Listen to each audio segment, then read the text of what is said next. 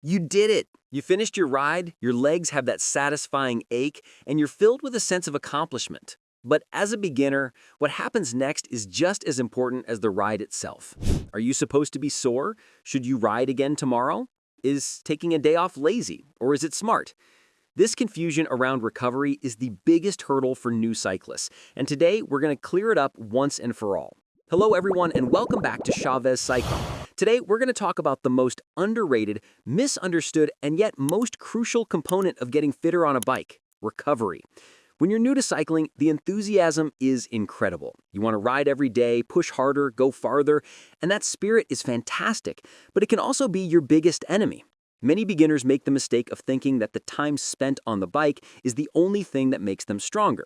They think of rest days as missed opportunities, as a sign of weakness.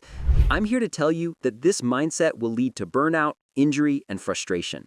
The truth is, fitness is not built during your ride. It's built in the hours and days after your ride. Your rides create the potential for growth, but recovery is what turns that potential into real strength and endurance. So the big question is, how much is enough? How do you find that perfect balance between pushing your body and letting it heal? In this video, we're going to create a complete beginner's guide to cycling recovery. We'll cover what to do right after a ride, how to structure your week, and how to listen to your body's signals. Let's get started. Before we talk about how much, let's understand what. What is actually happening in your body when you recover? The fundamental formula for all physical improvement is simple. Stress plus rest equals adaptation. Let's break that down. Your bike ride is the stress. When you pedal up a hill or ride for an hour, you're creating microscopic tears in your muscle fibers. You're depleting your body's primary fuel source, which is called glycogen, stored in your muscles and liver. This sounds bad, but it's actually the entire point of the exercise. This stress is the signal, the catalyst that tells your body it needs to get stronger. The rest part is the recovery period. This is when the magic happens. During this time, your body gets to work. It repairs those tiny muscle tears, and it doesn't just repair them back to how they were, it rebuilds them slightly thicker and stronger to better handle that stress next time. It also replenishes those depleted energy stores. This process is called adaptation. It's your body adapting to the demands you've placed on it. This is you getting fitter. Now, what happens if you introduce more stress before the rest and adaptation phase is complete? You just keep breaking the body down. You never give it a chance to rebuild. This is called overtraining, and it leads to a state where you feel constantly fatigued and your performance actually gets worse no matter how hard you try. So remember, recovery isn't optional. It isn't laziness. It is an active and essential part of your training. Your recovery process starts the second your ride ends. The first 30 to 60 minutes after you get off the bike is often called the golden window because your body is incredibly receptive to nutrients and primed to begin the repair process. Nailing this first hour will dramatically improve how you feel later and tomorrow. There are 3 key things to do. First, the cool down. Don't just ride hard right up to your front door, jump off and be done. The last 5 to 10 minutes of your ride should be dedicated to a cool down. This means shifting into a very easy gear and just spinning your legs with almost no resistance. This gentle activity helps to gradually lower your heart rate, and more importantly, it helps flush metabolic waste products like lactic acid out of your muscles, which can help reduce soreness. Second, refuel and rehydrate. You've used up a lot of fuel and fluid. Your priority is to start replenishing them immediately. Your muscles are like sponges right now, ready to soak up nutrients to begin rebuilding.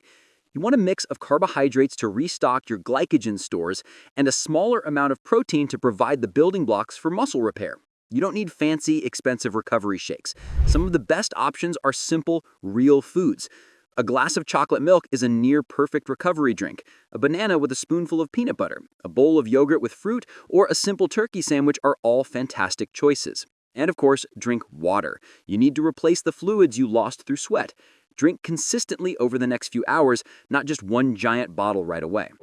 The third, gentle stretching. Once you've had your snack and some water, spend 5 to 10 minutes doing some gentle, static stretching. Your muscles are warm and pliable, making it the perfect time to work on flexibility. Focus on the main cycling muscles, like your quadriceps, front of the thigh, hamstrings, back of the thigh, glutes, calves, and your hip flexors, which can get very tight from the seated cycling position. Hold each stretch for about 20 to 30 seconds.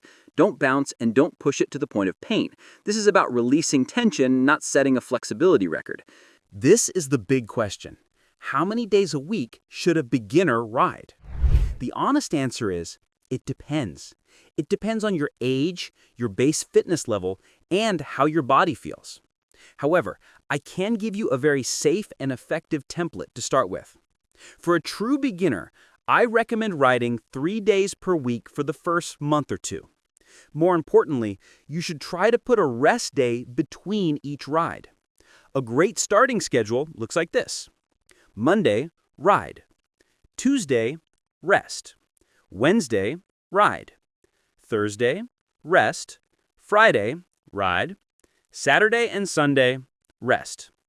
This schedule guarantees that you get a full day of recovery after every single workout, allowing your body ample time to adapt. Now, what does a rest day actually mean?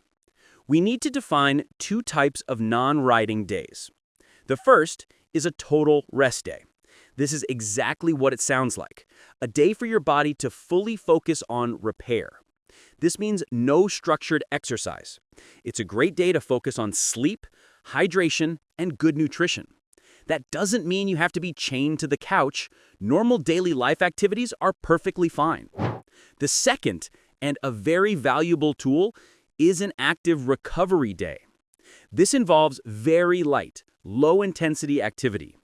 The goal is not to build fitness, but to gently stimulate the muscles and promote blood flow, which can actually help speed up recovery and ease stiffness better than doing nothing at all. Great active recovery options include a gentle 20 to 30-minute walk, a swim, or even a very, very easy 20-minute spin on the bike in your easiest gear with absolutely no pressure on the pedals. It should feel ridiculously easy. As you get fitter, you can gradually move to a schedule with 4 days a week, but the principle remains the same. Always listen to your body and never feel guilty about taking a rest day. It's the smartest thing you can do for your progress. A schedule is a great guideline, but your most important coach is your own body. Learning to listen to its signals is the most critical skill for any cyclist. Your body will tell you when it needs more rest. You just have to learn the language. Here are the key signs that you are under-recovered and need to back off. First, persistent muscle soreness. It's normal to have some muscle soreness, known as delayed onset muscle soreness, or DOMS, a day or two after a hard ride. But if that deep ache lasts for more than 48 hours, or if you feel just as sore on day 3 as you did on day 1, your body is struggling to keep up with the repairs. Second, elevated resting heart rate. A great habit to get into is checking your resting heart rate for 60 seconds each morning before you get out of bed. Get a baseline over a week. If you wake up one morning and your resting heart rate is 5 to 10 beats per minute higher than your normal, it's a classic sign that your body is under stress and working overtime to recover. It's a strong signal to take an easy day or a full day off. Third, general fatigue and poor performance. Do you feel tired all the time even when you're not riding? When you get on the bike, do you feel flat and weak? Do hills that felt manageable last week suddenly feel like mountains? This isn't you getting weaker.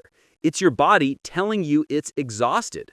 Pushing through this kind of fatigue will only dig you into a deeper hole.